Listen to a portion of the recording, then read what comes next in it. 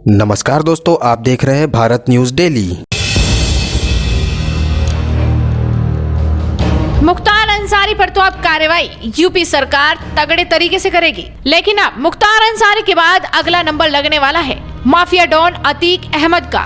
जी हाँ, अतीक अहमद जो अभी अहमदाबाद की साबरमती जेल में बंद है, यूपी का कुख्यात माफिया डॉन है, उसका भी अब जल्द ही यूपी सरकार नंबर लगाने वाली है। दरअसल यूपी के संसदीय कार्य राज्य मंत्री आनंद स्वरूप शुक्ला ने दावा किया है कि बाहुबली विधायक मुख्तार अंसारी को पंजाब से लाने के बाद योगी सरकार अब माफिया और पूर्व सांसद अतीक अहमद को गुजरात से उत्तर प्रदेश लाएगी। उनके इस बयान के बाद अब अतीक को भी यूपी लाए जाने की चर्चा तेज हो गई है। यूपी के मंत्री ने कहा कि बाहुबली विधायक मुख्तार अंसारी को पंजाब सरकार की तमाम तिकड़म के बावजूद योगी सरकार यूपी लाने में सफल हो गई। अतीक अहमद अभी गुजरात की जेल में है, उसका समय भी अब निश्चित रूप से आएगा। उसने भी यूपी के लोगों को परेशान किया है और लोग ऐसे अपराधियों को सजा दिलाना चाहते हैं। और योगी सरकार के बारे में तो सब जानते ही हैं कि वो किस तरह से अपराधियों को चुन चुन कर सजा देती है। लेकिन उससे पहले अब आपको बता दें कि अतीक अहमद है कौन। अतीक अहमद के पिता फिरोज इलाहाबाद स्टेशन पर तांगा चलाते थे। किसी तरह मुफलिसी में उन्होंने अतीक को पढ़ाया, लेकिन हाई स्कूल में फेल होने के बाद उसने पढ़ाई छोड़ दी। उसे अमीर बनना था, इसलिए अपराध की दुनिया में कदम रखा।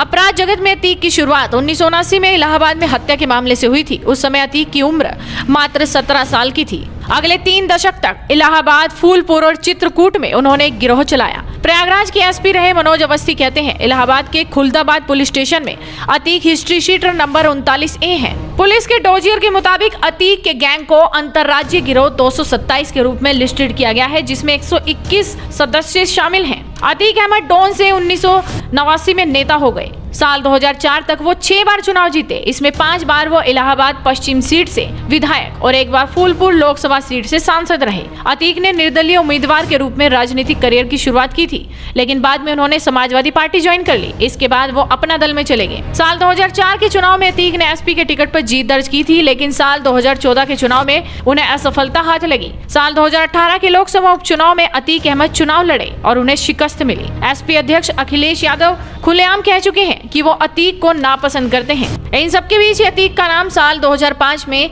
बीएसपी एमएलए राजू पाल की हत्या में आया था। राजू पाल ने अतीक के भाई अशरफ को चुनाव में हराया था। इस हत्या के बाद उन पर केस दर्ज हो गए। माफिया से नेता बने अतीक अहमद से मिलने के बाद लगभग हर एक आदमी यही कहता है कि उनकी आंख में देखकर बात करना लगभग नामुमकिन है। बरेली जेल में अतीक अहमद की सुरक्षा में तैनात रहे एक पुलिसकर्मी ने कहा, वो डराती हैं, उनकी आंखें हर समय खून से सनी नजर आती हैं और वो आपको घूरते हैं ताकि आप नीचे देखें। 5 फीट 6 इंच के अतीक अहमद को जब देवरिया जेल से बरेली भेजा गया तो उन पर नजर रखने के लिए तैनात पुलिसकर्मियों के हाथ पांव फूल गए थे।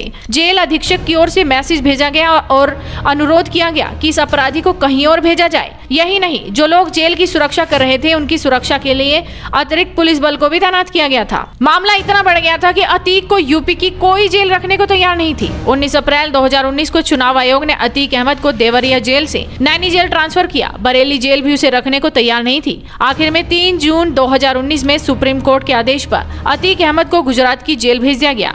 वो इन दिनों अहमदाबाद की साबरमती जेल में बंद है। लेकिन अब लगता है कि जल्द ही यूपी में मुख्तार अंसारी के बाद अतीक अहमद का नंबर लगने वाला है। अतीक अहमद ने जो पाप किए हैं उनकी सजा उसे यूपी में ही मिलेगी। देखना होगा कि अतीक अहमद पर योगी का चाबुक कब तक चलता है। इसी तरह की और खबरों के लिए हमारे चैनल को लाइक और सब्सक्राइब करें। धन्यवाद।